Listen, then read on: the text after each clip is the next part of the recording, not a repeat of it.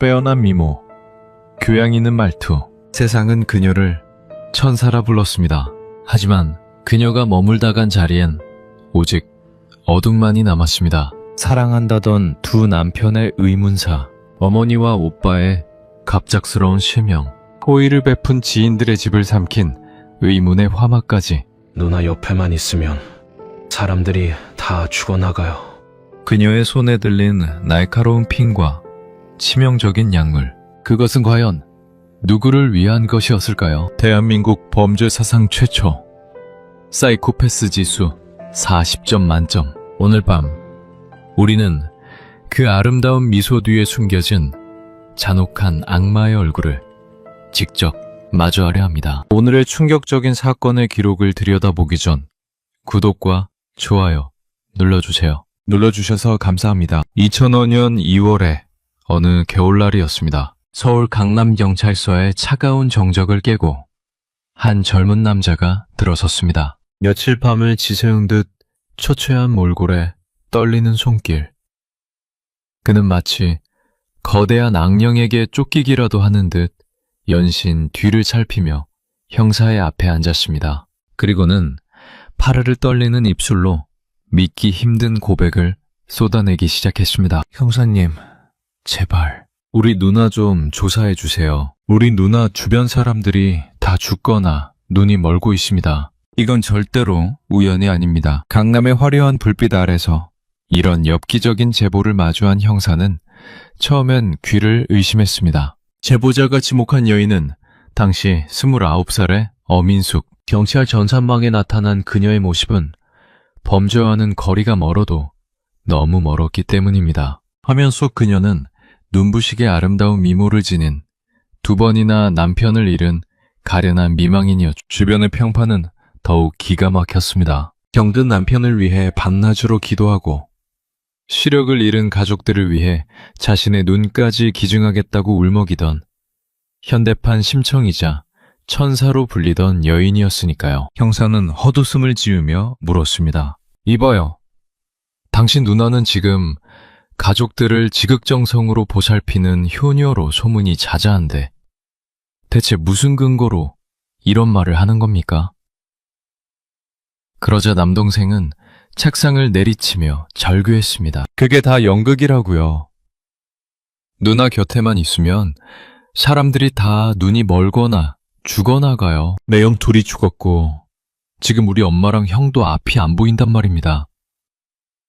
형사님, 이게 정말 우연이라고 생각하십니까? 남동생의 눈빛에는 단순한 의심을 넘어선 생존을 향한 절박한 공포가 서려 있었습니다. 형사의 눈빛이 일순간 날카로워졌죠. 우연이라기엔 너무나 가혹하고 필연이라기엔 너무나 잔혹한 가족사의 비극. 경찰은 즉시 어민숙 주변 인물들의 병원 기록과 보험금 수령 내역을 대조하기 시작했습니다. 그리고 그 거대한 판도라의 상자가 열리는 순간 수사팀 전체는 경악을 금치 못했습니다. 조회되는 모든 기록이 하나의 점을 향해 있었습니다. 어민숙이 가입한 수십 개의 보험 상품, 그리고 사고가 발생할 때마다 그녀의 계좌로 입금된 거액의 현금대, 가족들이 시력을 잃고 생명을 잃어갈 때마다 그녀의 통장 잔고는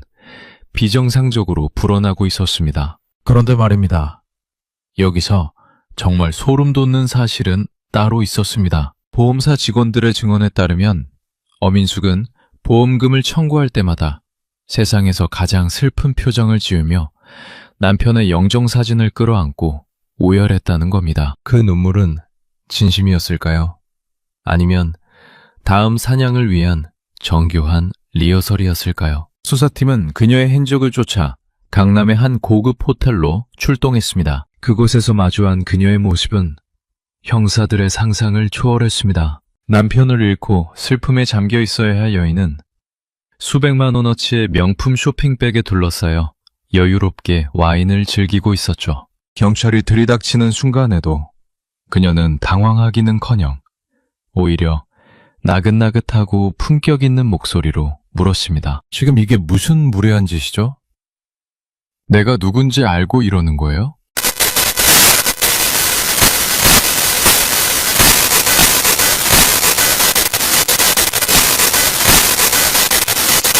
하지만 형사들이 들이민 것은 그녀의 완벽한 각본을 찢어밟게 증거였죠. 5년이라는 시간 동안 그녀의 주변에서 벌어진 10여 건의 의문사와 사고들, 그 비극의 연쇄고리 속에서 그녀는 단 한 번도 피해자가 아닌 가장 잔혹한 설계자였던 겁니다. 남동생의 제보로 시작된 이 작은 균열은 곧 대한민국 범죄 사상 가장 차갑고도 기괴한 악마의 실체를 세상 밖으로 끌어올리기 시작했습니다. 하지만 이건 시작일 뿐이었습니다. 형사들이 그녀의 과거를 한 겹씩 벗겨낼 때마다 상상조차 할 수 없었던 첫 번째 희생자의 비명이 들려오기 시작했으니까요. 과연 그녀가 가장 먼저 자신의 손으로 빛을 꺼뜨린 사람은 누구였을까요?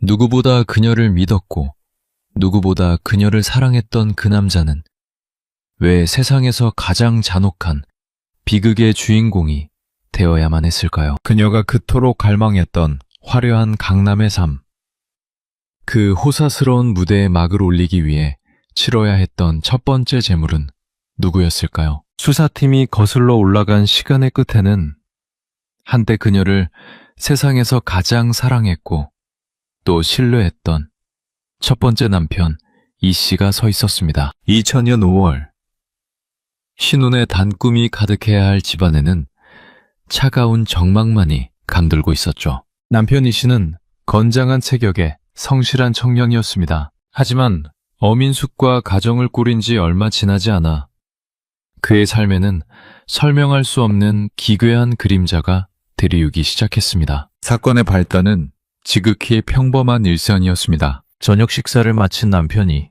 아내가 건넨 음료를 마시고 깊은 잠에 빠져든 것이죠. 하지만 그것은 달콤한 휴식이 아니라 지옥으로 가는 입구였습니다. 어민숙은 수면제에 취해 의식을 잃은 남편의 얼굴을 무표정하게 내려다보았습니다. 그리고 아주 차갑고 예리한 도구를 꺼내 들었습니다. 바로 날카롭게 갈아낸 핀이었습니다. 그녀는 불에 달고 소독까지 마친 그 핀으로 남편의 양쪽 눈을 망설임 없이 찔렀습니다. 수정체를 관통하는 그 끔찍한 감각이 손끝을 타고 전해졌겠지만 그녀의 눈동자엔 일말의 동요조차 없었습니다. 다음날 아침 잠에서 깬 남편이 마주한 것은 사랑하는 아내의 얼굴이 아니라 칠흑 같은 어둠이었습니다. 눈이 안 보여. 인수가 불 좀 켜봐. 남편의 절규가 좁은 방 안을 가득 채웠지만 어민숙은 당황하지 않았습니다. 오히려 세상을 잃은 듯 오열하며 남편을 껴안았죠. 병원으로 실려간 남편을 본 의사들은 고개를 저었습니다. 원인을 알 수 없는 각막 손상과 감염. 결국 이 씨는 양쪽 눈의 시력을 완전히 잃고 말았습니다. 그런데 말입니다. 비극은 여기서 멈추지 않았습니다. 남편이 실명한 뒤 그 집안에서는 상식적으로 이해할 수 없는 사고들이 줄줄이 터져나왔습니다.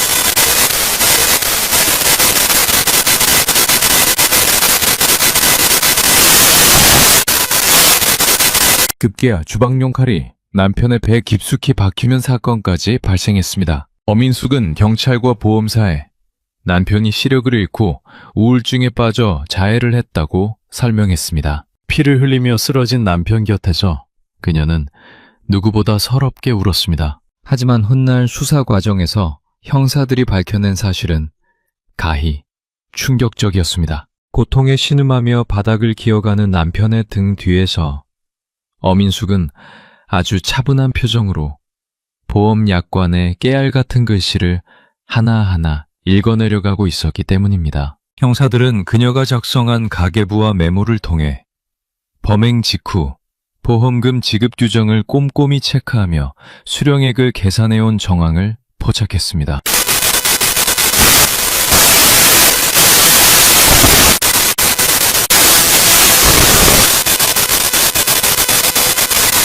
결국 2년이라는 긴 시간 동안 인간으로서 겪을 수 있는 모든 가학적인 고통을 온몸으로 받아낸 남편 이 씨는 다발성 장기 부전으로 짧은 생을 마감했습니다. 건장했던 청년이 뼈만 앙상하게 남은 시신이 되어 실려 나가는 순간에도 어민숙은 영정사진을 붙잡고 통곡하며 주변의 가슴을 후벼 팠습니다. 그 연극의 대가는 달콤했습니다. 그녀의 계좌에 2억 8천만 원이라는 거액의 보험금이 입금된 것이죠. 사람들은 남편을 지극정성으로 돌보다 떠나보낸 그녀를 위로했습니다. 그러나 그 위로를 뒤로한 채 그녀가 가장 먼저 향한 곳은 어디였을까요? 그녀는 남편의 장례가 채 끝나기도 전에 성형외과를 찾아가 코 수술을 예약하고 명품관에서 가방을 쓸어 담았습니다. 차별의 슬픔은 온데간데 없었고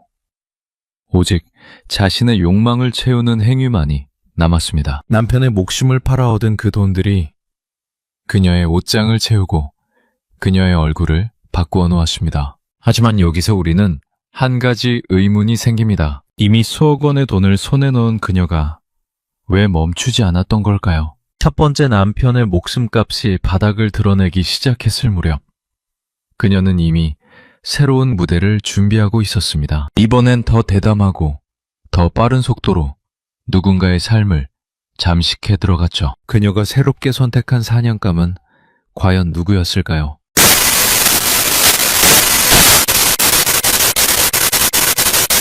남편의 무덤가에 핀 꽃이 채 시들기도 전 그녀는 다시 한번 하얀 웨딩드레스를 입었습니다. 하지만 그 순백의 드레스 아래에는 이미 다음 희생자를 정조준한 날카로운 핀이 숨겨져 있었습니다. 그녀의 두 번째 결혼식. 그 축복의 종소리가 누군가에게는 장례식을 알리는 예보였다는 사실을 당시엔 그 누구도 알지 못했습니다. 첫 번째, 남편의 장례식을 치른 지 불과 몇 달이 지났을까요? 남편의 무덤에 흙이 채 마르기도 전이었죠. 어민숙은 마치 기다렸다는 듯 새로운 인연을 찾아 나섰습니다. 그렇게 만난 두 번째 남편 임씨는 건장한 체격에 성격까지 호탕한 사람이었습니다. 주변 사람들은 사별의 슬픔을 딛고 다시 행복을 찾으려는 어민숙을 응원했습니다. 하지만 임씨는 꿈에도 몰랐을 겁니다. 자신에게 다가온 그 아름다운 여인이 사실은 피냄새를 맡고 찾아온 굶주린 포식자였다는 사실을 말입니다. 두 사람의 신혼생활은 처음엔 남부러울 것 없이 행복해 보였습니다. 어민숙은 현모양처의 전형이었죠. 남편을 위해 정성껏 식사를 준비하고 나긋나긋한 목소리로 사랑을 속삭였습니다. 하지만 행복의 유통기한은 너무나 짧았습니다. 결혼한 지 불과 몇 달이 지났을 무렵 임씨의 몸에 이상 징후가 나타나기 시작한 겁니다. 인수가 요즘 눈이 자꾸 침침해. 안개 낀 것처럼 뿌옇게 보여. 남편의 이 한마디가 떨어지기만을 기다렸을까요? 어민숙의 머릿속에서는 이미 첫 번째 남편 때 써먹었던 그 끔찍한 시나리오가 다시 가동되고 있었습니다. 범행은 더욱 대담해졌습니다. 수법은 첫 번째 남편 때와 소름 끼칠 정도로 똑같았죠. 늦은 밤 남편에게 수면제를 탄 술을 권했습니다. 그리고 남편이 정신없이 고다떨어진 사이 그녀는 어둠 속에서 다시 한번 그 날카로운 핀을 꺼내들었습니다. 망설임은 없었습니다. 아니, 오히려 경험에서 우러나온 능숙함이 엿보였죠. 불꽃에 달궈진 차가운 금속 끝이 남편의 안구를 파고드는 순간 어민숙은 아마도 입금될 보험금의 액수를 떠올리며 미소를 지었을지도 모릅니다. 다음날 눈을 뜬 임씨는 비명을 질렀습니다. 안 보여! 하나도 안 보여! 하지만 그 비명을 가장 먼저 덮어버린 건 어민숙의 절규였습니다. 여보, 이게 무슨 일이야? 세상에, 이를 어쩌면 좋아.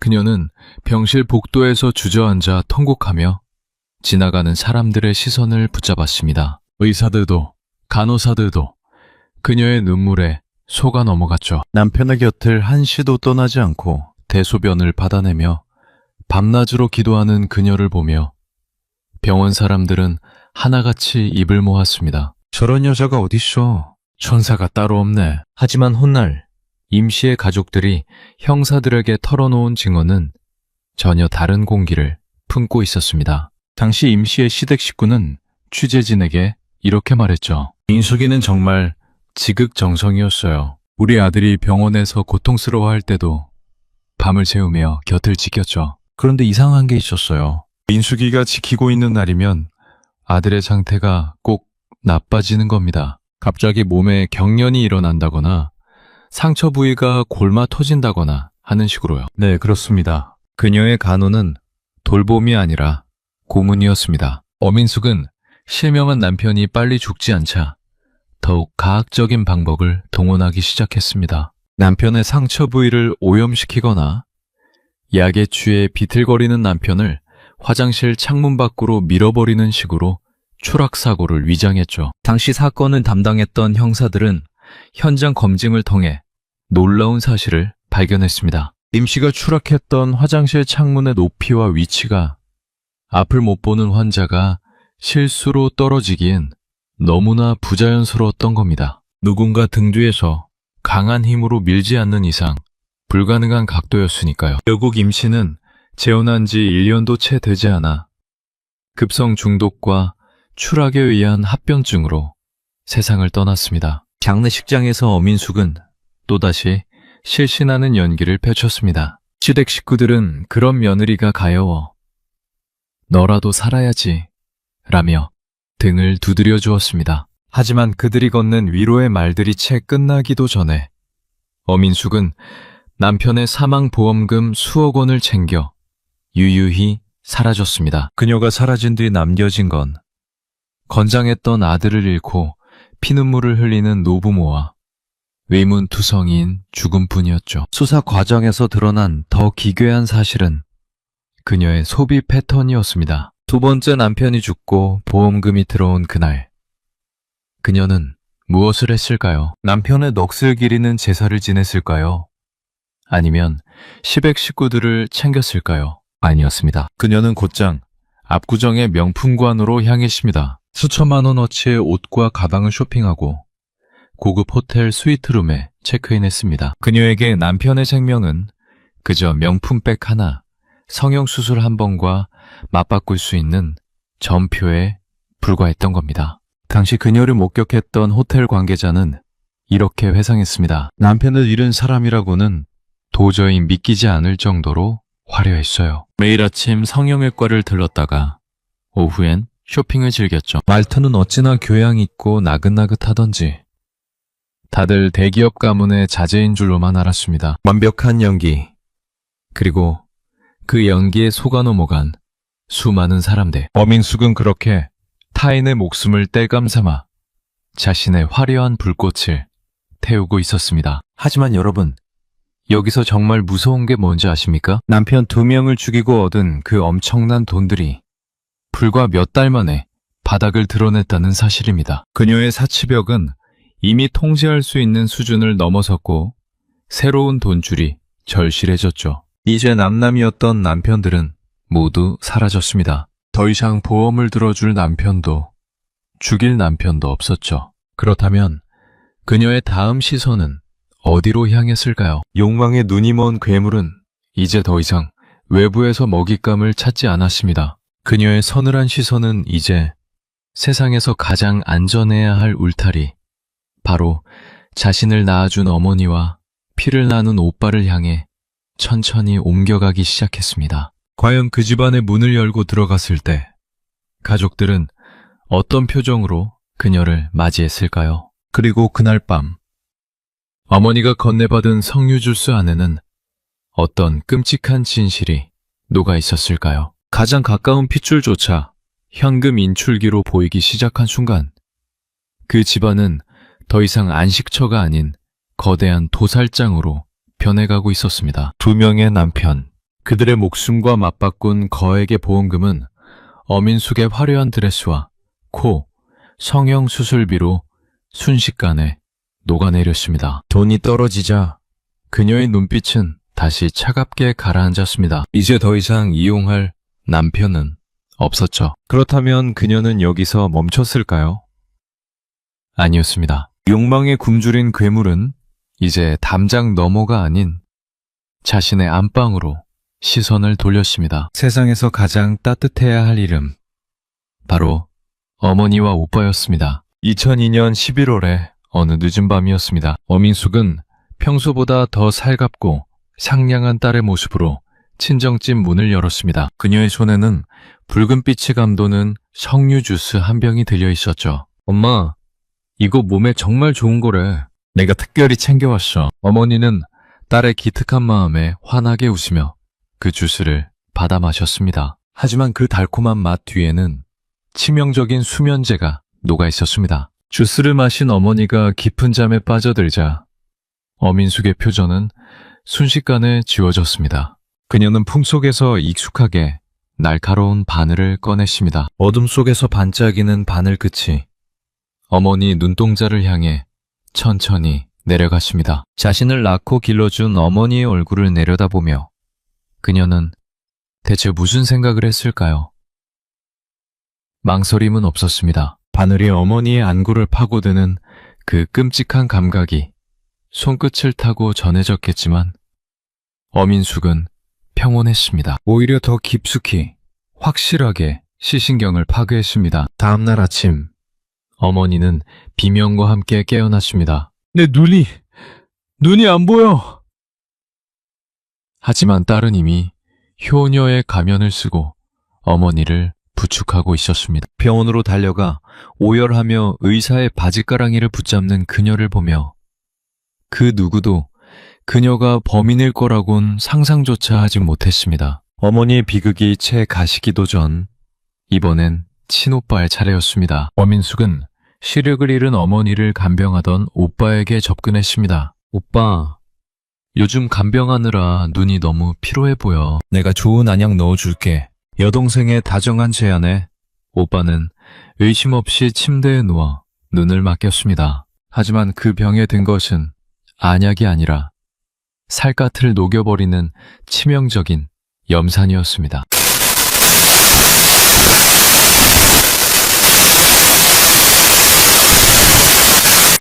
내 눈이 타는 것 같아. 그 끔찍한 비명이 방안을 울리는데도 어민숙은 눈 하나 깜빡하지 않았습니다. 오히려 오빠의 얼굴 위로 떨어지는 염산의 궤적을 차갑게 지켜보았죠. 눈앞이 하얗게 타오르다.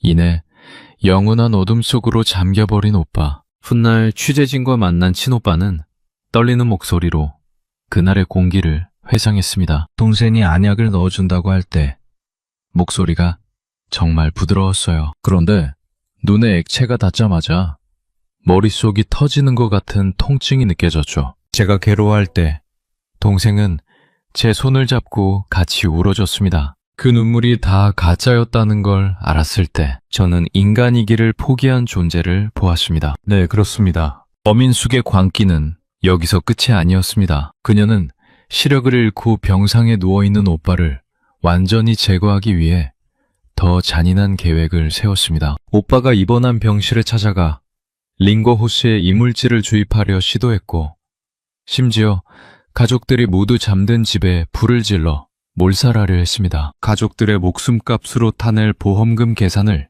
이미 마친 상태였던 겁니다. 당시 수사 관계자들은 혀를 내둘렀습니다. 보통의 범죄자들은 가족은 건드리지 않는 최소한의 선이 있는데 어민숙에게는 그 선이 아예 존재하지 않았습니다. 그녀에게 어머니의 눈은 그저 명품백 몇 개로 바꿀 수 있는 재화에 불과했습니다. 가족들의 시력을 앗아가고 목숨까지 위협하며 챙긴 보험금. 그녀는 그 피 묻은 돈을 들고 다시 백화점으로 향했습니다. 어머니의 비명과 오빠의 절규가 귓가에 맴돌 법도 한데 그녀는 화려한 조명 아래서 새로 나온 신상 가방을 고르며 미소를 지었습니다. 자신의 코가 얼마나 더 예뻐졌는지 거울을 보며 만족해했죠. 피부치들의 어둠을 팔아 자신의 화려함을 샀던 이 기괴한 연극. 하지만 여러분, 그녀의 사녀는 이제 가족이라는 울타리마저 넘어서려 하고 있었습니다. 자신의 뿌리까지 모두 불태워버린 어민숙. 이제 그녀의 주변에는 더 이상 이용할 가족이 남아있지 않았습니다. 그렇다면 그녀의 다음 타깃은 누구였을까요? 돈줄이 끊기기 시작한 그녀의 서늘한 시선은 이제 아무런 의심 없이 그녀에게 호의를 베풀었던 타인들을 향해 서서히 옮겨가기 시작했습니다. 자신을 믿고 집안의 열쇠까지 맡겼던 그 사람들에게 어민숙은 어떤 지옥을 선물했을까요? 범죄의 영역이 집 밖으로 확장되는 순간 그녀의 수법은 상상을 초월할 정도로 대담하고 잔혹해지기 시작했습니다. 그녀가 건넨 호의 속에 숨겨진 날카로운 칼날. 그 칼날이 다음으로 향한 곳은 어디였을까요? 피를 나눈 가족조차 현금 인출기로 보였던 그녀에게 생판 남인 타인들의 목숨은 과연 어떤 가치였을까요? 이제 그녀의 광기는 무고한 이들의 일생을 통째로 잿더미로 만들 준비를 마쳤습니다. 가족이라는 가장 성스러운 울타리마저 제 손으로 허물어뜨린 어민숙. 어머니의 비명과 오빠의 절규를 명품 가방과 맞바꾼 그녀의 탐욕은 이제 통제 불능의 상태로 치닫고 있었습니다. 하지만 피부치들의 희생으로 얻은 돈조차 그녀의 밑빠진 독을 채우기엔 역부족이었죠. 이제 그녀의 서늘한 시선은 집안이 아닌 담장 너머를 향하기 시작했습니다. 자신을 믿고 자신에게 따뜻한 손길을 내밀었던 무고한 타인들. 그들이 바로 어민숙의 새로운 사냥감이었습니다. 가장 먼저 희생된 사람은 어민숙이 평소 언니라고 부르며 따랐던 가사도우미 강씨였습니다. 강씨는 사별의 아픔을 겪고 홀로 아이를 키우는 어민숙을 진심으로 가엾게 여겼습니다. 형편이 어렵다는 그녀의 거짓말에 속아 자신의 집 방 한 칸을 내어줄 정도로 정이 많은 사람이었죠. 하지만 어민숙에게 그 호의는 감사의 대상이 아니라 범행을 위한 최적의 기회일 뿐이었습니다. 2005년 1월의 어느 깊은 밤, 모두가 잠든 정적 속에서 어민숙은 소리 없이 일어났습니다. 그녀의 손에는 라이터와 인어물질이 들려 있었죠. 그녀는 자신이 머물던 방에 불을 지르고 유유히 집을 빠져나왔습니다. 순식간에 번진 불길은 집 전체를 삼켰고 단잠에 빠져있던 강 씨의 가족들은 지옥 같은 화마 속에서 몸부림쳐야 했습니다. 이 사고로 강 씨의 남편은 미처 빠져나오지 못한 채 유독가스에 질식해 숨을 거두었고 강 씨 본인은 전신에 끔찍한 화상을 입었습니다. 그런데 말입니다.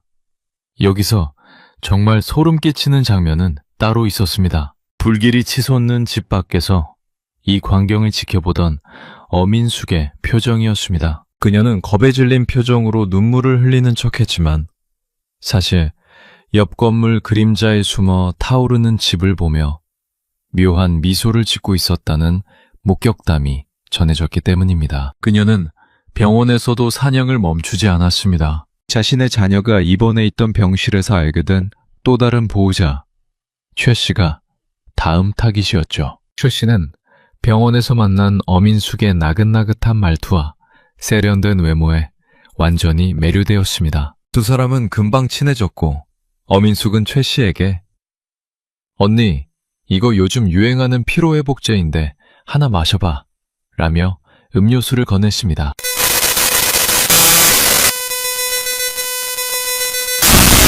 최 씨가 의식을 잃고 쓰러지자 어민숙은 익숙한 동작으로 품속에서 날카로운 핀을 꺼냈습니다.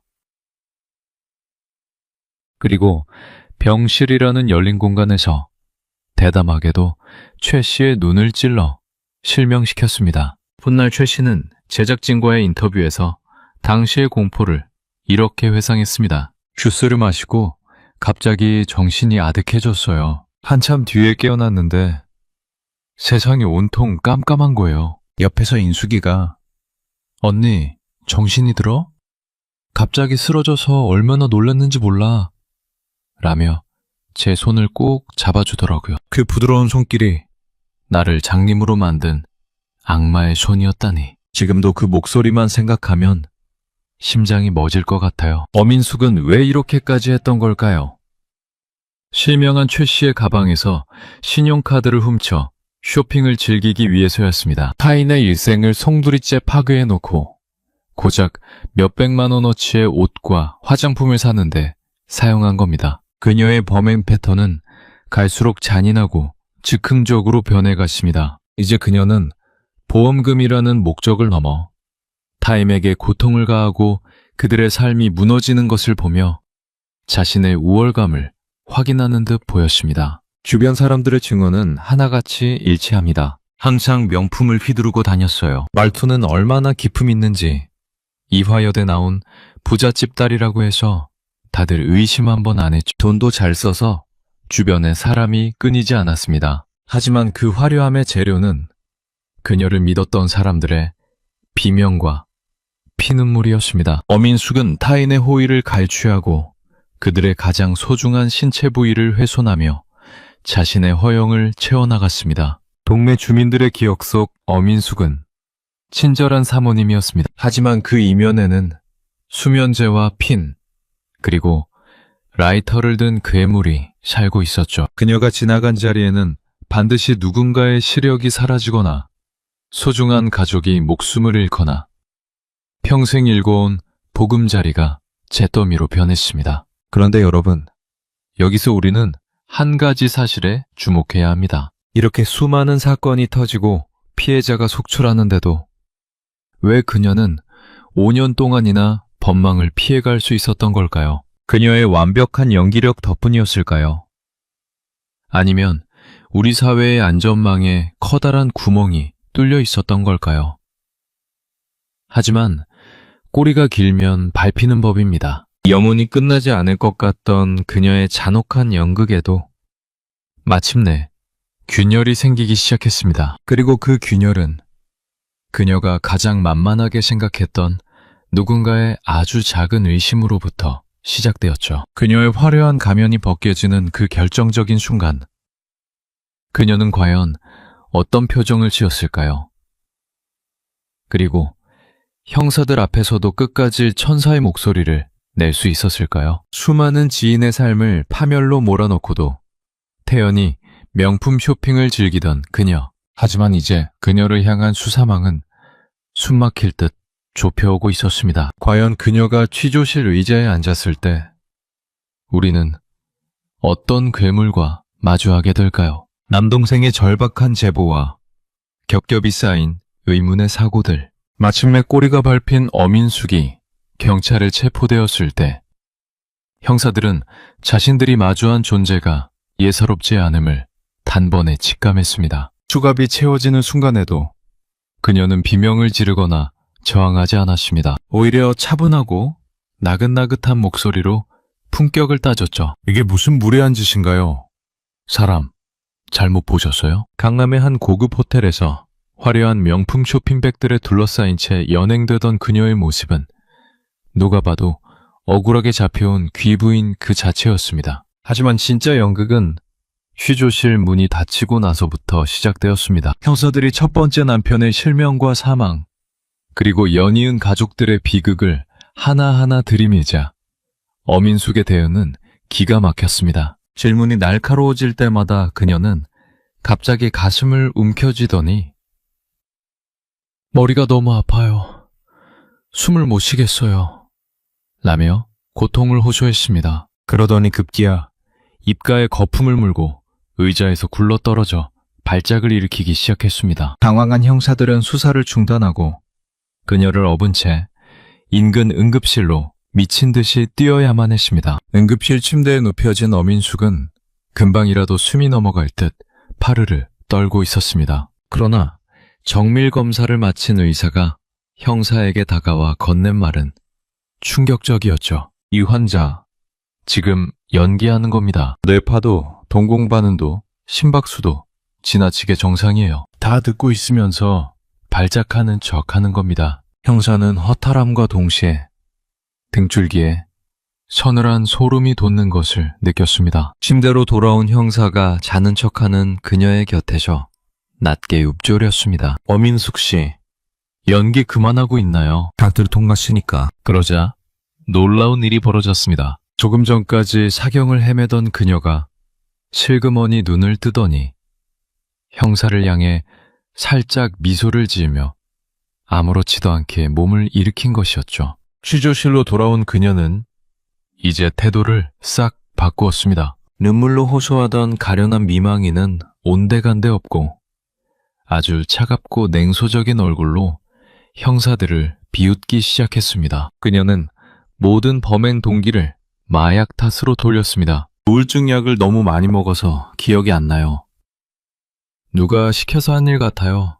라며 책임을 회피했죠. 하지만 그녀가 흘리는 눈물에는 감정이 없었습니다. 형사들은 그녀와 대화할수록 마치 감정이 없는 기계나 벽을 보고 이야기하는 듯한 기괴한 기분을 느꼈습니다. 당시 사건을 담당했던 형사는 훗날 이렇게 회고했습니다. 수많은 강력범을 만나봤지만 어민숙 같은 불의는 처음이었습니다. 사람의 죄책감을 자극해도 전혀 타격이 없었어요. 오히려 우리 수사팀의 심리를 파악해서 조종하려 들었죠. 자기가 불리해지면 갑자기 유치원 선생님 같은 나긋나긋한 목소리로 형사님, 저 배고픈데 밥 주시면 안 돼요?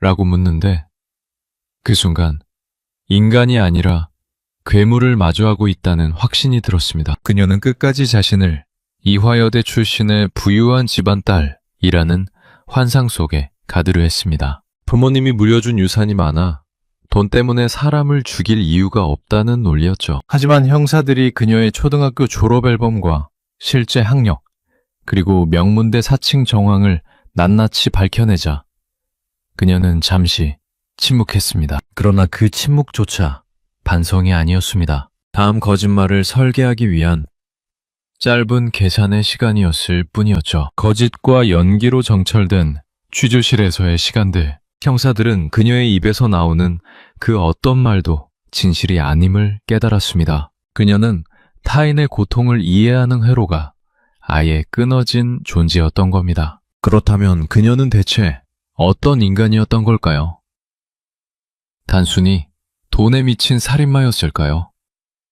아니면 우리가 알지 못하는 또 다른 어두운 심연이 숨겨져 있었던 걸까요? 경찰은 그녀의 이 기괴한 정신 상태를 분석하기 위해 전문가들을 투입하기 시작했습니다. 그리고 그 결과표를 받아든 순간 수사팀은 다시 한번 깊은 절망과 공포에 빠져야만 했습니다. 그 종이 위에는 대한민국 범죄 역사상 단 한 번도 본 적 없는 믿기 힘든 수치가 적혀 있었기 때문입니다. 과연 어민숙이라는 사람의 내면에는 얼마나 깊은 어둠이 도사리고 있었던 걸까요? 우리가 흔히 말하는 악마라는 단어만으로 그녀를 설명할 수 있는 걸까요? 이제껏 우리가 알던 연쇄살인마들의 상식을 모조리 파괴하는 충격적인 진단 결과, 그녀의 진짜 정체를 마주할 준비가 되셨습니까?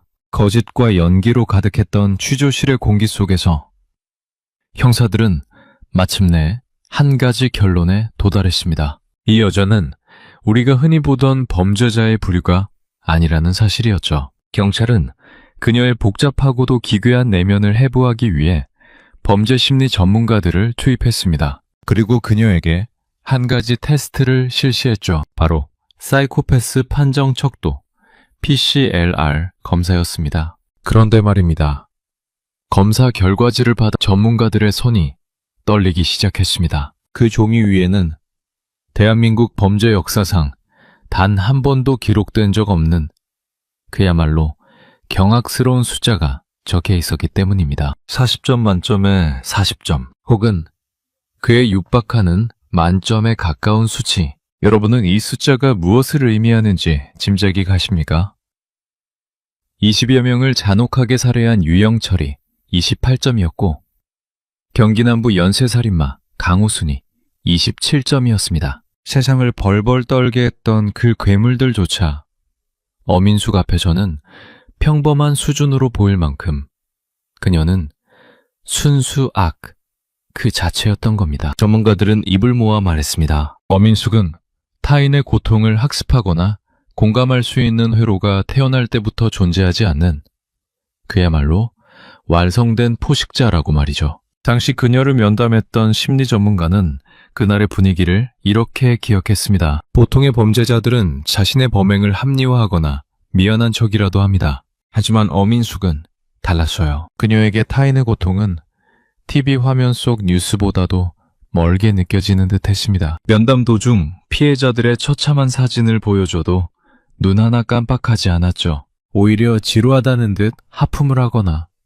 자신의 손톱을 정리하며 언제 끝나요? 배고픈데 라고 묻더군요. 그건 연기가 아니라 진심이었습니다. 그녀에겐 오직 자신의 욕구만이 세상의 중심이었으니까요. 그녀가 가로챈 보험금 총액은 약 5억 9천만 원. 2000년대 초반 물가를 생각하면 지금의 수십억 원에 달하는 거액입니다. 수사팀은 이 돈의 행방을 쫓으며 다시 한번 절망했습니다. 보통의 생계형 범죄라면 빚을 갚거나 가족을 위해 썼겠지만 어민숙은 달랐었습니다. 그녀는 그 피 묻은 돈을 오직 자신의 사치를 위해 탕진했습니다. 명품 가방을 사고 최고급 호텔 스위트룸을 전전하며 자신의 코를 더 높고 예쁘게 만드는 성형 수술비로 쏟아부었습니다.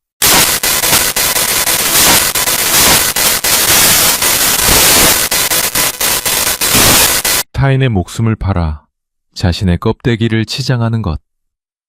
그것이 어민숙이 세상을 살아가는 방식이었습니다. 전문가들은 그녀의 이런 기괴한 집착을 포식자적 사치라고 분석했습니다. 타인을 파멸시키고 그 대가로 얻은 전리품을 몸에 휘두를 비로소 자신의 존재감을 확인한다는 것이죠. 그녀는 자신이 만든 허구의 세계, 즉 명문대 출신의 부유한 집안 딸이라는 배역을 유지하기 위해 주변 모든 사람의 눈을 멀게 하고 목숨을 앗아갔습니다. 그녀에게 가족은 사랑의 대상이 아니라 언제든 현금으로 바꿀 수 있는 유기체 인출기에 불과했던 겁니다. 취조실에서 그녀가 보여준 나긋나긋한 말투, 그리고 상황 자유자재로 흘리던 눈물, 이 모든 것은 타인을 조종하기 위한 정교한 도구였습니다. 그녀는 상대방이 무엇에 약하고 어떤 표정에 흔들리는지 본능적으로 꿰뚫고 있었죠. 형사들조차 그녀의 페이스에 말려들지 않기 위해 고군분투해야 했을 정도였습니다. 저를 좀 믿어주시면 안 돼요?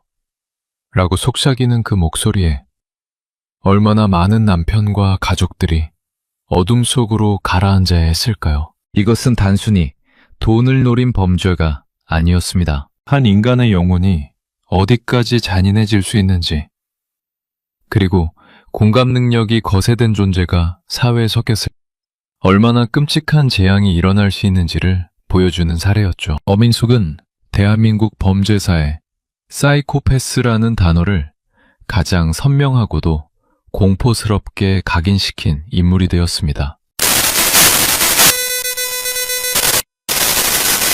그것은 우리 사회가 처음으로 마주한 이해 불가능한 심연이었습니다. 하지만 여러분, 법의 심판대 위에 선 그녀는 마지막까지 우리를 비웃었습니다. 증거가 명백한 상황에서도 그녀는 끝까지 자신의 죄를 뉘우치지 않았습니다. 오히려 세상을 향해 마지막 독서를 내뱉었죠. 과연 그녀는 재판정에서 어떤 태도를 보였을까요?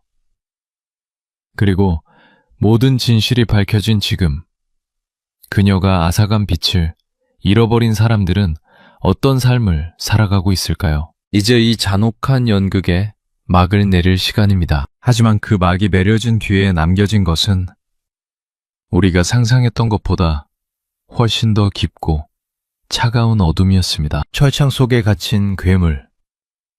하지만 그녀가 남긴 상처는 여전히 누군가의 삶을 송두리째 갉아먹고 있습니다. 그 끝나지 않은 비극의 현장을 우리는 마지막으로 확인해 봐야겠습니다. 2006년 대한민국 사법부는 어민숙에게 무기징역을 확정했습니다. 사형제도가 실질적으로 중단된 이 나라에서 그녀에게 내려진 최후의 선고였죠. 그렇게 한 여자가 벌인 잔혹한 연극은 철창 뒤로 사라지며 막을 내리는 듯 보였습니다. 하지만 말입니다. 재판이 끝난 뒤 법정을 나서는 피해자들의 표정에는 안도감 대신 깊은 절망이 서려 있었습니다. 그녀는 감옥으로 갔지만 피해자들이 갇힌 지옥은 여전히 현재 진행형이었기 때문입니다. 당시 언론 보도와 사건 관계자들의 기록을 통해 전해진 어민숙 가족들의 삶은 처참함 그 자체였습니다. 딸의 손에 시력을 잃은 어머니와 오빠는 대낮임에도 불구하고 무거운 정막만이 흐르는 집안에서 서로의 기척에 의지해 하루하루를 버티고 있었습니다. 취재 기록에 따르면 어머니는 더듬거리는 손길로 벽을 짚으며 겨우 몸을 가누는 처지였죠. 딸이 건넨 석류 주스 한 잔에 무너져버린 인생. 어머니는 과거 한 매체와의 인터뷰에서 목이 메어 이렇게 말했습니다. 그 애가 감옥에서 나온다는 소문만 들려도 심장이 멎을 것 같아요. 내 눈을 앗아간 게 내 딸이라는 사실보다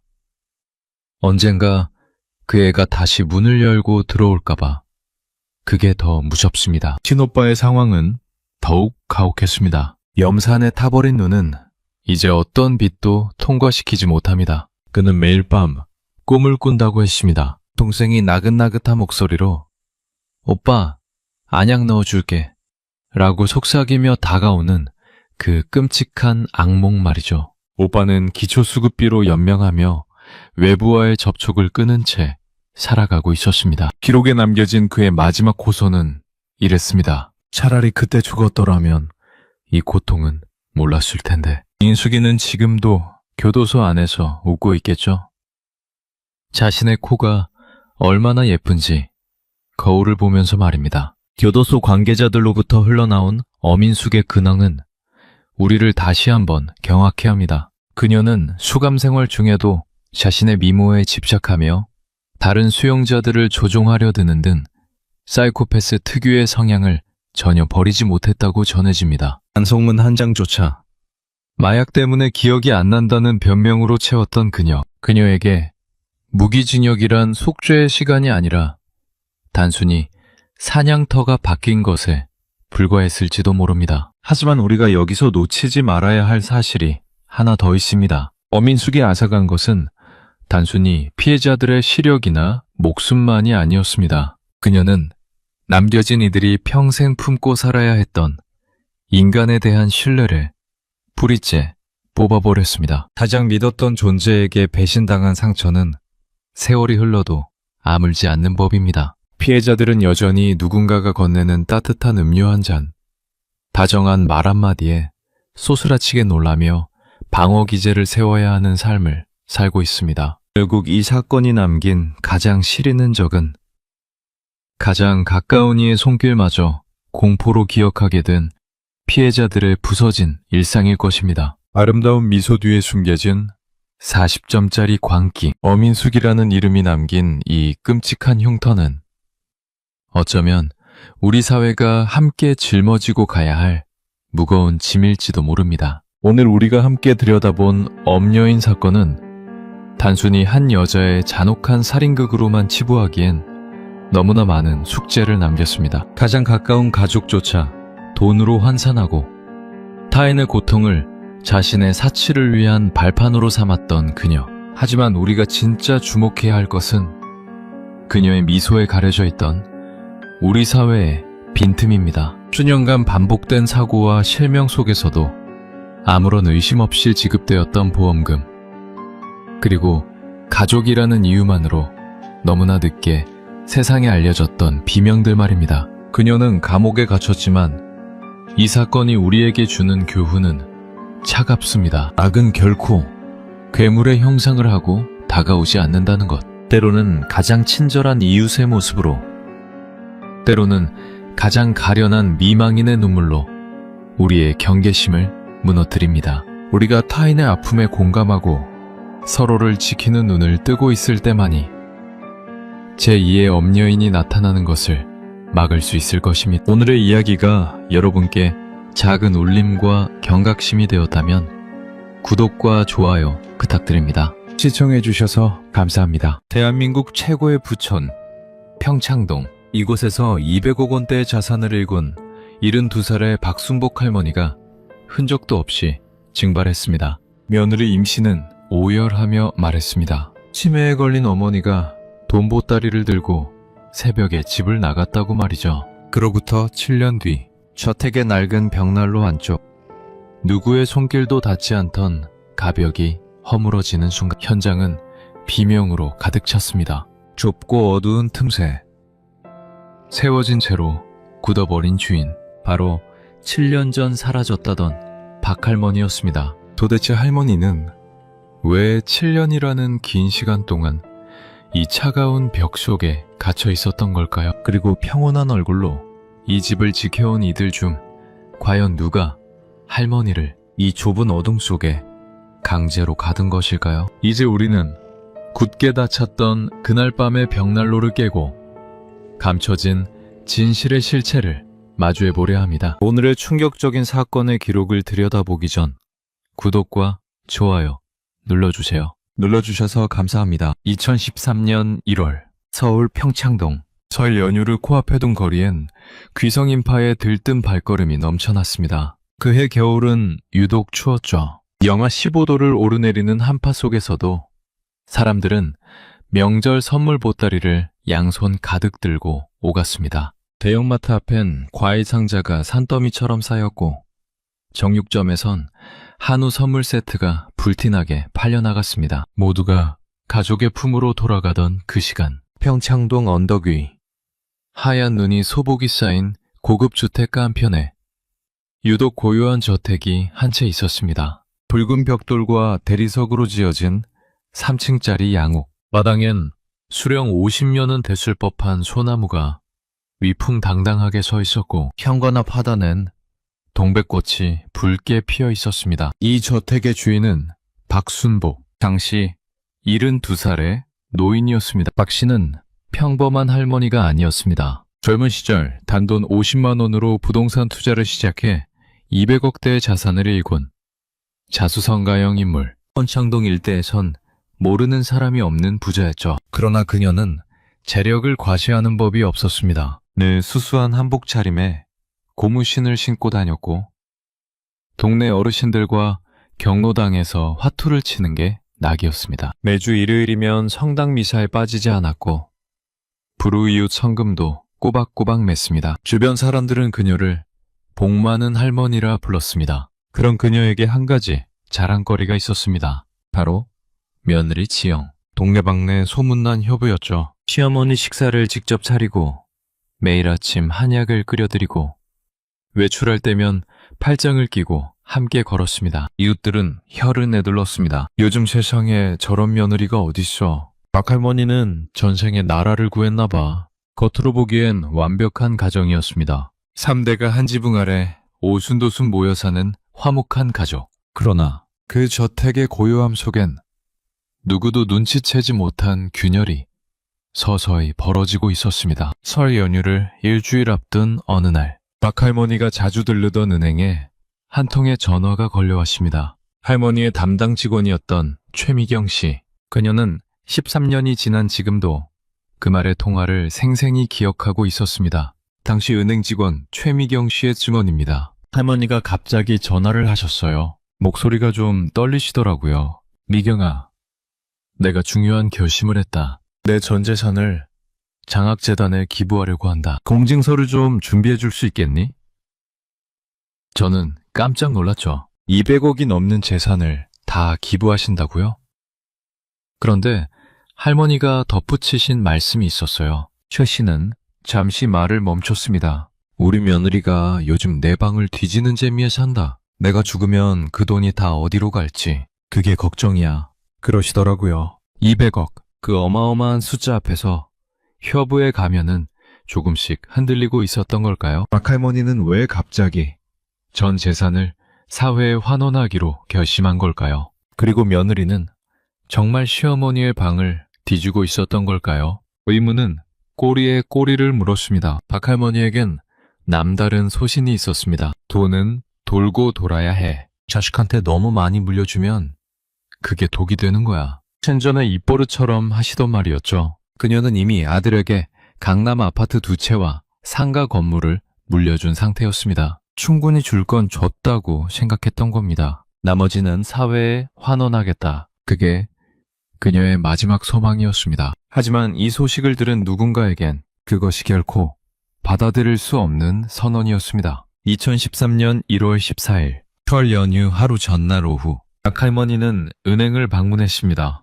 공증 서류에 도장을 찍기 위해서였죠. 그런데 은행 문을 열고 들어서는 순간 할머니의 뒤를 밟아온 한 여자가 있었습니다. 며느리 지영.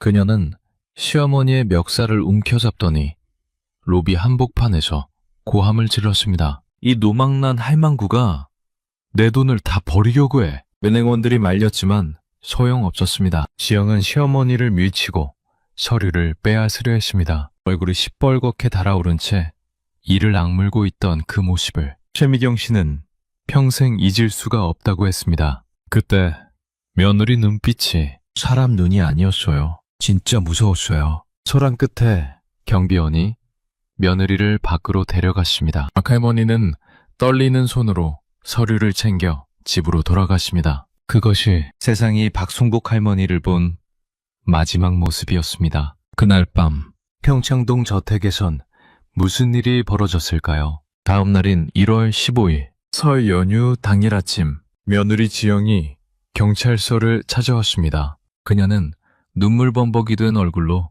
대성통곡을 했습니다. 어머니가 새벽에 돈보따리를 들고 나가셨어요. 치매가 있으셔서 어디로 가셨는지 모르겠어요. 제발 찾아주세요. 온몸을 떨며 오열하는 며느리. 누가 봐도 시어머니 걱정에 넋이 나간 효부의 모습이었습니다. 그런데 그 광경을 지켜보던 형사 한 명이 있었습니다. 강철수 경감. 그는 며느리의 얼굴에서 눈을 뗄 수가 없었습니다. 울고 있는데 뭔가 섬뜩한 웃는 듯한 입과 떨고 있는 손은 방금 받은 듯한 아주 화려하게 장식되어 있었습니다. 그리고 며느리가 내민 CCTV 영상. 강경감은 그 영상을 틀어보는 순간 직감적으로 느꼈습니다. 뭔가 이상하다. 안철수 경감은 그날 밤 잠을 이루지 못했습니다. 며느리가 제출한 CCTV 영상. 화면 속엔 새벽 3시 박순복 할머니로 보이는 노인이 대문을 나서는 뒷모습이 찍혀 있었습니다. 흰색 패딩 점퍼에 회색 목도리. 평소 할머니가 즐겨 입던 옷차림 그대로였죠. 노인은 무언가를 꼭 끌어안은 채 천천히 골목 끝으로 사라졌습니다. 며느리의 말대로라면 그게 돈 보따리였을 겁니다. 영상은 거기서 끝이었습니다. 반 32초. 짧은 영상이었습니다. 그런데 강경감은 그 32초를 수십 번이고 되돌려 봤습니다. 뭔가 이상했습니다. 처음엔 그게 뭔지 정확히 짚어내지 못했습니다. 하지만 10번, 20번 반복해서 보다 보니 눈에 들어오는 게 있었습니다. 걸음걸이.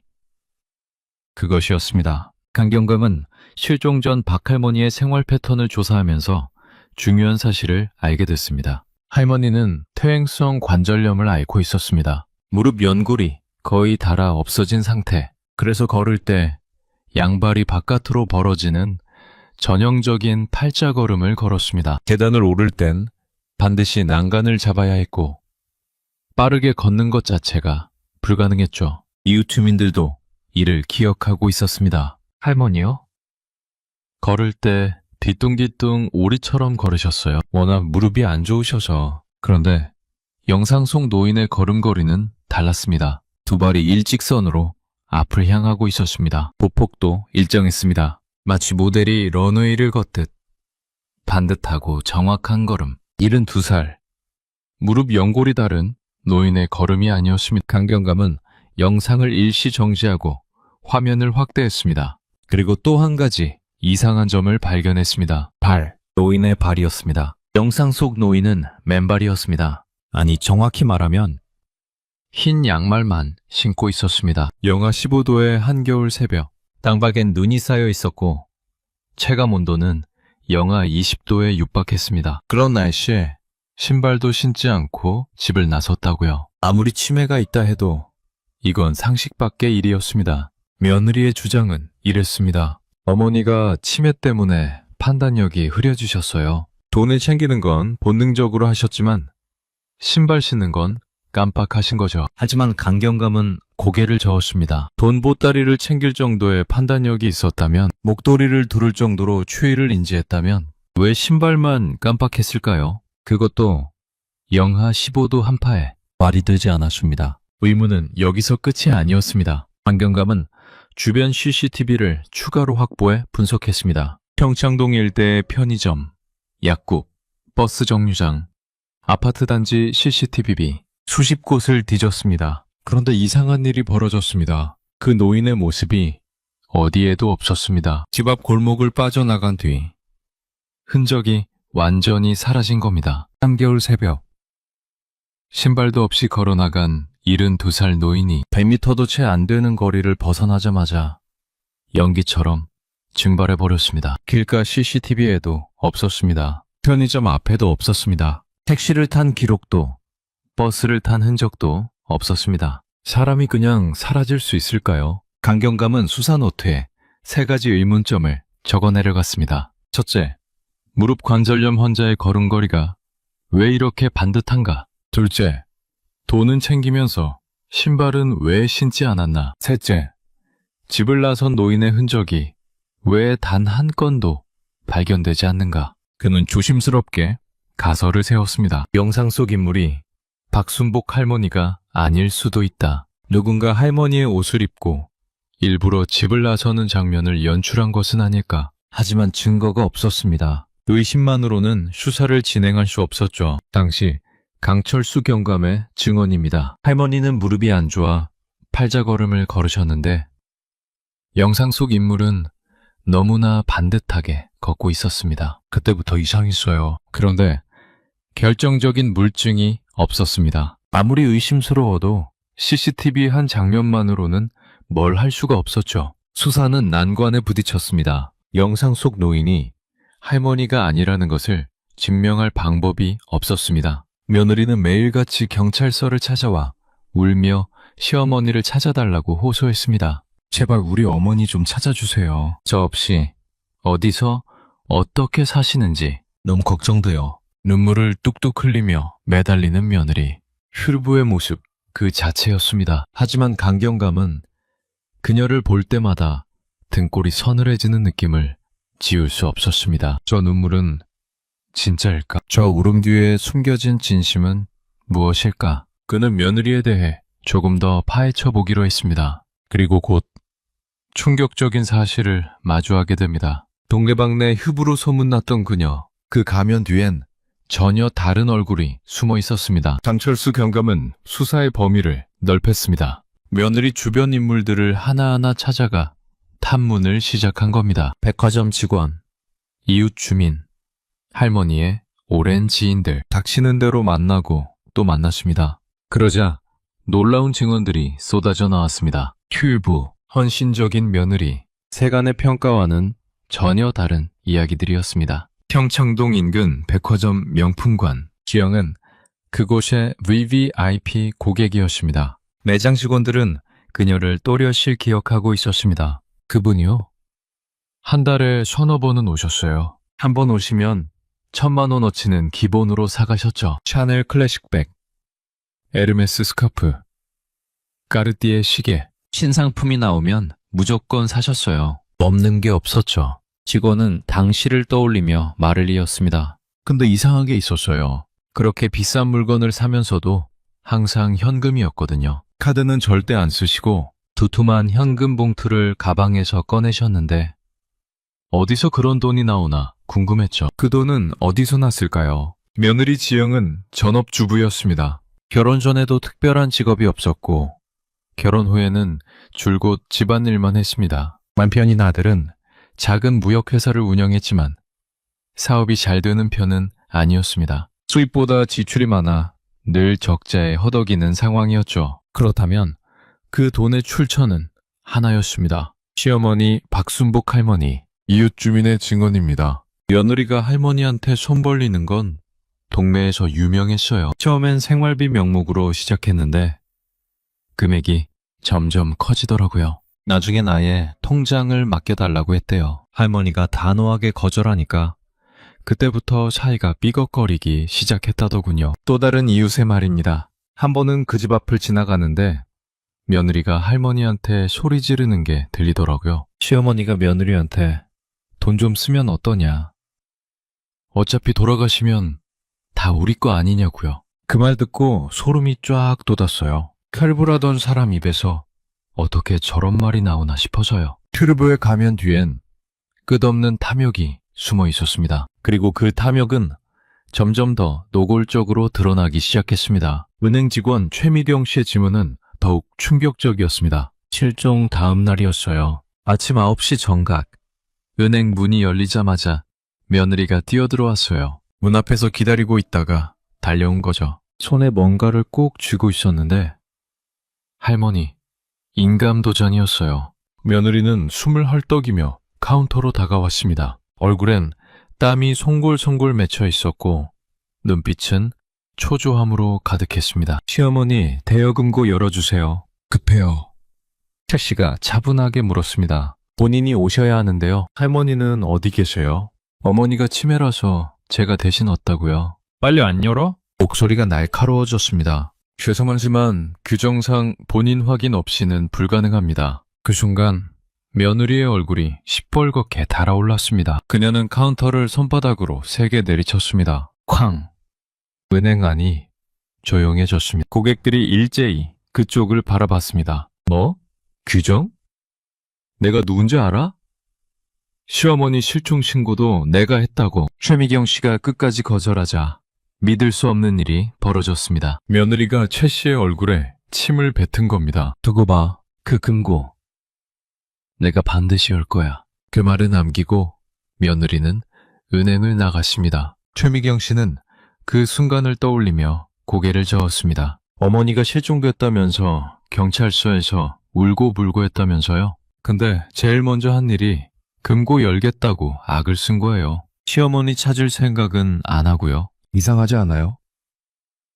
대체 그 금고 안에 뭐가 있길래 눈이 뒤집어졌던 걸까요? 시어머니가 사라진 바로 다음 날, 며느리가 가장 먼저 달려간 곳은 수색 현장이 아니었습니다. 병원도 아니었습니다. 은행이었습니다. 그것도 대여금고를 열기 위해서. 안철수 경감은 의심을 더욱 굳혔습니다. 하지만 증거가 없었습니다. 의심만으로는 사람을 잡을 수 없었죠. 수사는 결국 벽에 부딪혔고 시간은 흘러갔습니다. 1년, 2년, 3년. 사건은 미제로 분류됐고 사람들의 기억 속에서 서서히 잊혀갔습니다. 그런데 7년의 세월이 흐른 뒤 이웃 주민들은 뒤늦게 깨달았습니다. 그 집에서 벌어지고 있던 기이한 일들을. 동네 이웃 주민의 증언입니다. 그 집 며느리요? 7년 동안 정말 이상했어요. 한여름에도 거실 에어컨만 빵빵하게 틀더라고요. 35도 폭염에도 창문은 절대 안 열고요. 환기를 시키면 죽기라도 하는 것처럼요. 주민은 잠시 말을 멈췄다가 이어갔습니다. 그리고 특히 벽난로 쪽엔 누구도 못 가게 했어요. 한 번은 제가 그 집에 놀러 갔는데 아이가 벽난로 쪽으로 가려고 하니까 갑자기 발광을 하는 거예요. 거기 가지 마! 하면서 소리를 버럭 질렀어요. 애가 울음을 터뜨릴 정도로요. 그때 좀 섬뜩했어요. 또 다른 이웃의 말입니다. 가끔 그 집 앞을 지나가면 묘한 냄새가 났어요. 쿰쿰하고 코를 찌르는 그런 냄새요. 뭐라고 설명하기 어려운데 불쾌한 냄새였어요. 물어봤더니 한약 따리는 냄새라고 둘러대더라고요. 그 이웃은 고개를 가로저으며 덧붙였습니다. 근데 이상하잖아요. 한약 냄새가 7년 동안 날 리가 없잖아요. 지금 생각하면 그게 시신이 썩는 냄새를 가리려던 거였던 거예요. 우리가 7년 동안 그 옆집에서 살았던 거잖아요. 진짜 소름 돋아요. 벽난로에 대한 광적인 집착, 창문을 열지 않는 거실, 한약 냄새라고 둘러댔던 정체 모를 악취. 7년 동안 아무도 그 의미를 눈치채지 못했습니다. 그저 유별난 며느리의 유별난 행동이라고만 생각했죠. 하지만 진실은 그 벽 안에 숨어 있었습니다. 감철수 경감은 수사 노트를 다시 펼쳤습니다. 7년 전 며느리가 제출했던 그 CCTV 영상. 분명 무언가 이상했습니다. 걸음걸이가 달랐고 신발도 신지 않았고 흔적도 없이 사라졌습니다. 만약 그 영상 속 인물이 할머니가 아니라면, 누군가 할머니인 척 연기를 한 거라면, 강철수 경감은 그 CCTV 영상을 수백 번은 돌려봤습니다. 걸음걸이. 그것이 핵심이었습니다. 퇴행성 관절염으로 팔자걸음을 걷던 할머니. 그런데 영상 속 인물은 모델처럼 반듯하게 걷고 있었습니다. 만약 저 사람이 할머니가 아니라면, 누군가 할머니인 척 연기를 한 거라면 그 인물은 대체 누구란 말인가? 경감은 영상을 확대했습니다. 화질이 좋지 않아 얼굴은 보이지 않았지만 체형은 확인할 수 있었습니다. 키, 어깨 너비, 걸음걸이의 보폭. 그는 이 데이터를 가지고 주변 인물들을 대조하기 시작했습니다. 그리고 마침내 한 사람이 떠올랐습니다. 며느리의 고향 후배. 이름은 김모 씨. 나이는 며느리보다 5살 아래. 키와 체형이 박할머니와 비슷했습니다. 경감은 그녀를 추적했습니다. 김 씨는 처음엔 입을 꾹 다물고 있었습니다. 하지만 경찰이 증거를 하나씩 들이밀자 그녀의 얼굴이 하얗게 질려갔습니다. 그리고 결국 모든 것을 털어놓았습니다. 김 씨의 자백입니다.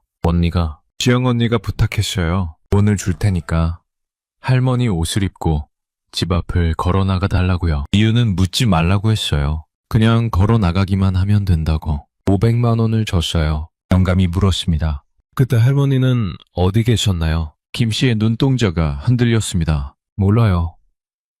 정말 몰라요. 언니가 할머니는 여행 가셨다고만 했어요. 저는 그냥 시킨 대로 했을 뿐이에요. 7년 전 그 새벽, 김 씨는 박할머니의 흰색 패딩 점퍼를 입고 회색 목도리를 둘렀습니다. 그리고 신발 대신 흰 양말만 신은 채 대문을 나섰습니다. 천천히 골목 끝까지 걸어간 뒤 며느리가 알려준 대로 담벼락 뒤에서 옷을 벗어 봉투에 담았습니다. 그게 전부였습니다. 그녀는 자신이 무엇에 가담한 건지 몰랐습니다. 아니, 알고 싶지 않았던 걸지도 모릅니다. CCTV 영상의 진실이 밝혀지자 수사는 급물살을 탔습니다. 경찰은 평창동 저택에 대한 압수수색 영장을 발부받았습니다.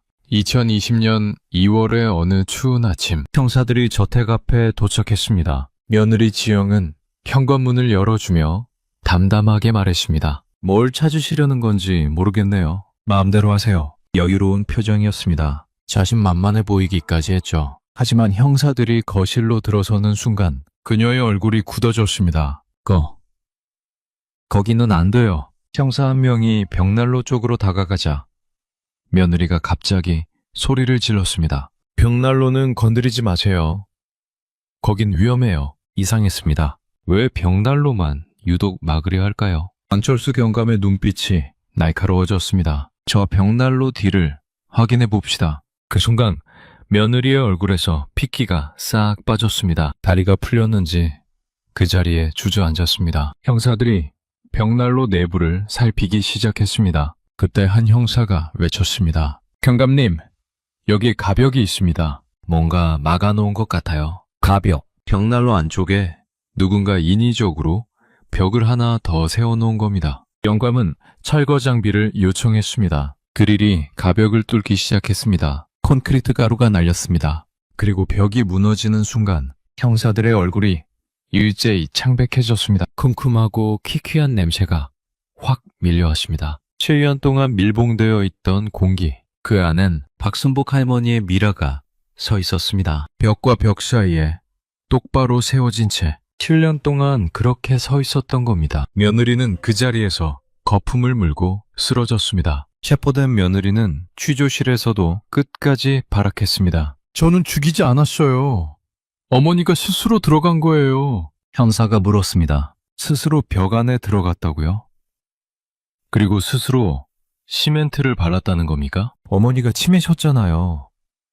열쇠를 숨기려고 벽 사이에 들어갔다가 갇힌 거예요. 저는 그걸 몰랐어요. 황당한 궤변이었습니다. 하지만 며느리는 끝까지 그 주장을 굽히지 않았습니다. 그러나 과학은 거짓말을 하지 않습니다. 국립과학수사연구원의 부검 결과가 나왔습니다. 박할머니의 두개골 후면, 그곳에 선명한 함몰 골절 흔적이 있었습니다. 손태를 분석한 결과 벽난로 모서리에 대리석 무늬와 정확히 일치했습니다. 누군가에게 밀려 뒤로 넘어지면서 머리를 부딪힌 겁니다. 사고가 아니었습니다. 그리고 가벽 시멘트 표면에서 결정적인 증거가 발견됐습니다. 며느리의 지문, 10개의 손가락 지문이 시멘트 곳곳에 선명하게 찍혀 있었습니다. 직접 시멘트를 바른 겁니다. 사건의 전날이 드러났습니다. 7년 전 그날 밤, 며느리는 시어머니에게 스위스은행 대여금고 열쇠의 행방을 추궁했습니다. 말다툼이 벌어졌습니다.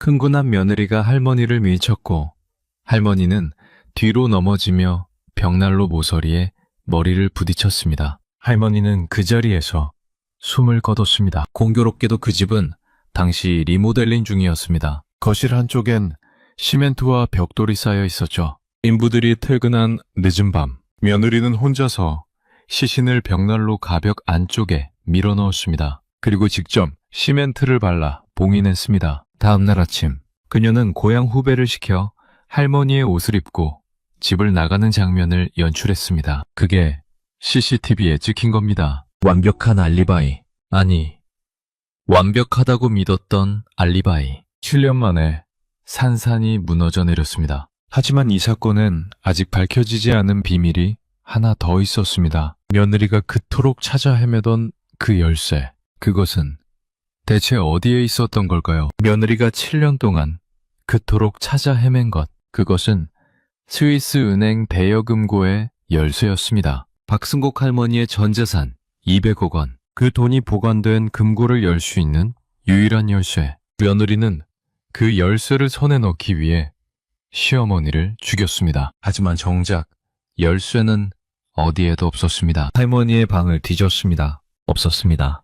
옷장을 뒤졌습니다. 없었습니다. 서랍, 금고, 장롱, 베개소, 이불 및 집 안 구석구석을 샅샅이 뒤졌지만 열쇠는 나타나지 않았습니다. 화장대 서랍을 열어 보석함을 뒤집었습니다. 반지와 귀걸이만 쏟아졌습니다. 신발장 안쪽을 손전등으로 비췄습니다. 먼지만 쌓여 있었습니다. 부엌 찬창, 냉장고 뒤편, 세탁기 및 가구를 들어 올리고 바닥을 훑었습니다. 없었습니다. 며느리는 미칠 것 같았을 겁니다. 그 열쇠만 있으면 200억 원이 자기 것이 되는데 손만 뻗으면 닿을 것 같은 그 돈, 코앞에 두고 손에 넣을 수 없는 그 답답함. 밤마다 잠을 이루지 못했을 겁니다. 눈만 감으면 그 열쇠가 아른거렸을 겁니다. 어디 있는 거야? 대체 어디에 숨긴 거야? 그래서 그녀는 7년 동안 그 집을 떠나지 못했던 겁니다. 열쇠가 분명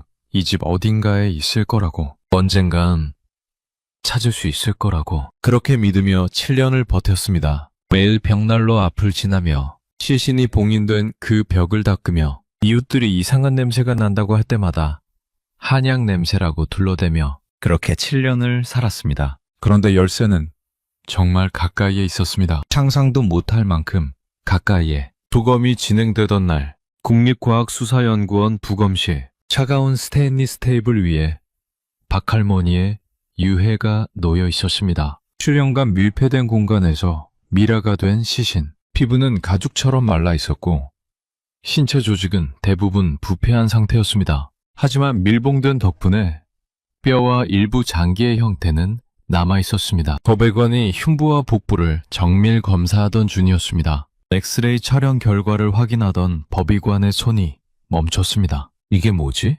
그는 모니터를 확대했습니다. 식도와 위장 사이, 그곳에 작은 금속 물체의 음영이 선명하게 찍혀 있었습니다. 하얀 뼈 사이로 또렷하게 보이는 검은 실루엣. 크기는 대략 5cm. 형태는 분명했습니다. 열쇠 모양이었습니다. 부검실 안에 긴장감이 흘렀습니다. 법의관은 조심스럽게 해당 부위를 절개했습니다. 메스가 조직을 가르는 소리가 고요한 부검실에 울렸습니다. 핀셋으로 물체를 집어 올리는 순간 부검실에 정적이 흘렀습니다. 맑았지만 묵직한 금속 열쇠. 7년의 세월 동안 부식되지 않은 스테인리스 재질. 손잡이 부분에 선명하게 새겨진 문양. 스위스 은행의 로고였습니다. 법의관이 조용히 내뱉었습니다. 세상에. 박할머니가 목숨처럼 아끼던 그 열쇠. 200억 원의 자산이 잠든 금고를 여는 유일한 열쇠. 그것이 할머니의 몸 안에서 나왔습니다. 어떻게 이런 일이 가능했던 걸까요? 왜 할머니의 몸 안에 열쇠가 있었던 걸까요? 수사관들은 그날 밤 벌어진 일을 재구성했습니다. 7년 전 그날 밤 거실에 두 여자가 마주 서 있었습니다. 며느리 지영 그리고 시어머니 박순복. 며느리는 시어머니에게 열쇠를 내놓으라고 윽박질렀습니다. 열쇠 어디 있어요?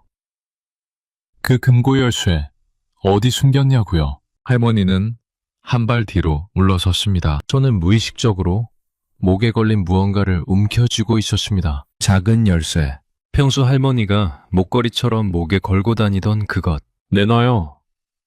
어차피 곧 다 우리 건. 며느리가 소리쳤습니다. 할머니는 끝까지 입을 열지 않았습니다. 그 침묵이 며느리의 분노에 불을 질렀습니다. 실랑이가 벌어졌습니다. 며느리가 할머니의 손목을 잡아챘습니다. 할머니가 몸을 비틀었습니다. 그 순간 흥분한 며느리가 할머니를 세게 밀쳤습니다. 72살의 노인이 뒤로 휘청거렸습니다. 균형을 잃은 몸이 뒤로 넘어졌습니다. 그리고 벽난로 모서리에 머리를 부딪혔습니다. 근탁한 소리가 거실에 울렸습니다. 퍽!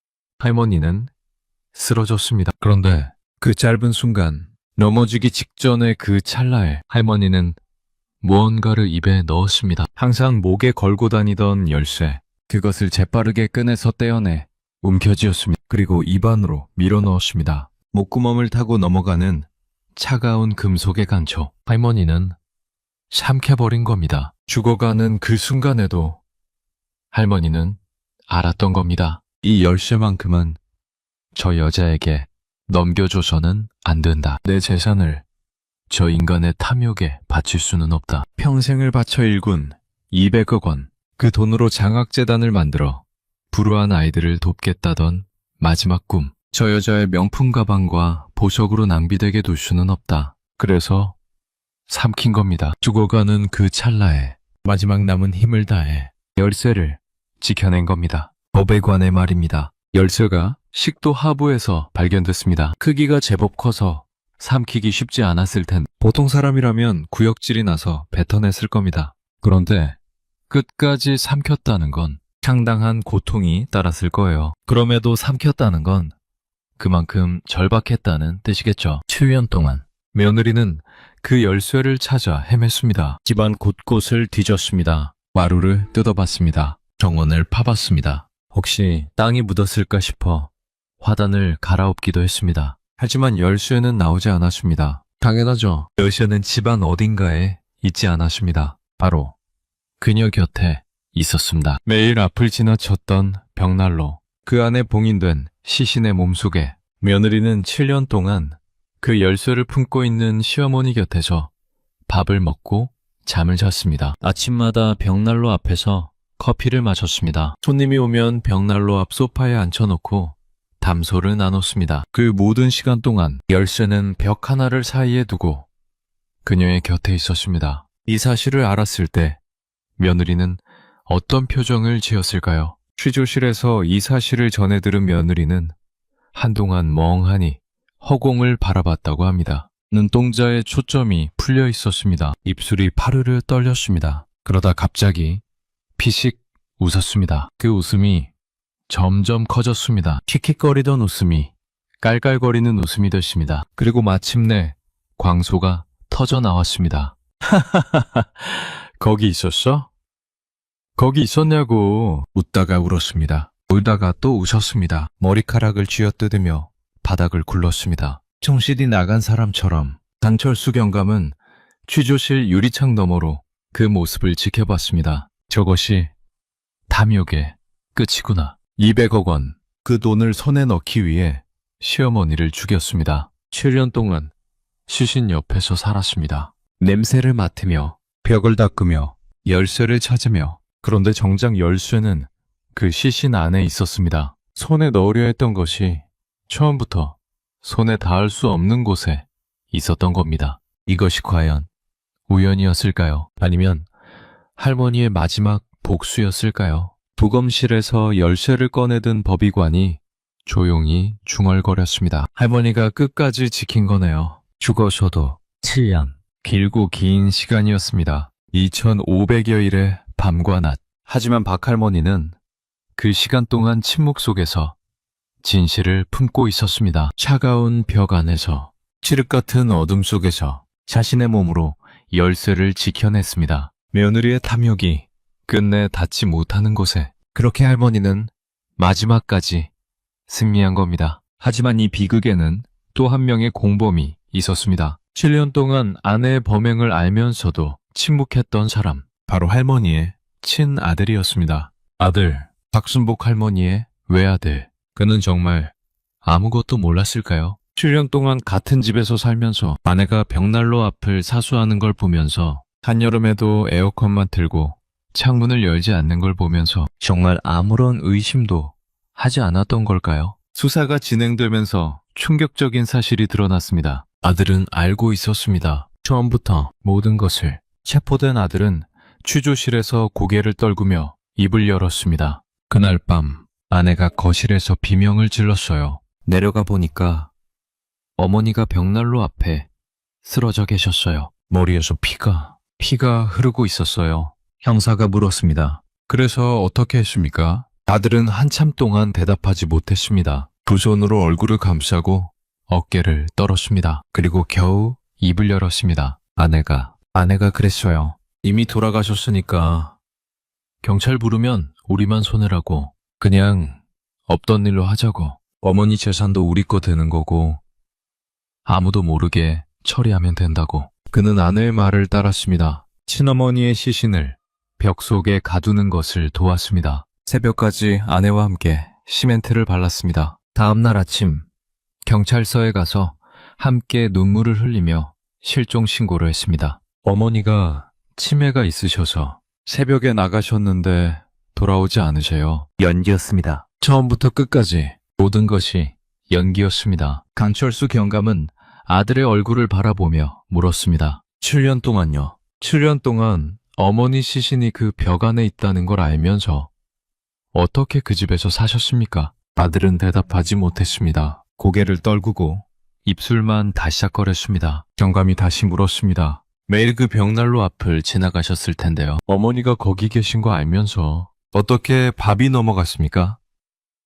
어떻게 잠이 왔습니까? 아들의 눈에서 눈물이 흘러내렸습니다. 하지만 그 눈물이 진심이었을까요? 후회의 눈물이었을까요? 아니면 들킨 것에 대한 두려움이었을까요? 강경감은 그 눈물을 믿지 않았습니다. 당신은 왜 그랬습니까?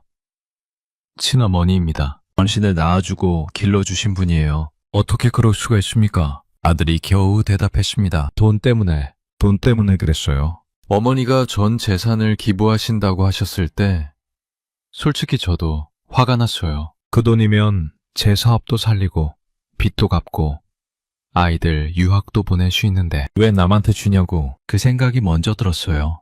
200억 원.